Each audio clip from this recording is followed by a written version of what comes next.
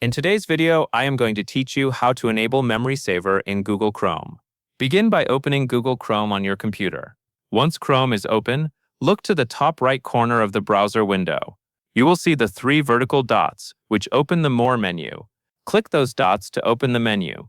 Then select Settings from the list. Once you are in Settings, look to the left-hand sidebar. This sidebar contains different categories for Chrome's options. Find and click the Performance tab. This section is where Chrome places settings related to speed, efficiency, and how the browser uses your computer's resources. After you open the Performance section, look for the Memory Saver option. When you find it, you will see a toggle switch next to it.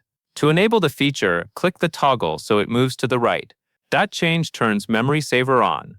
With Memory Saver enabled, Chrome can help reduce memory usage from tabs you are not actively using. That is all you need to do to enable Memory Saver in Google Chrome. That covers everything you need to know.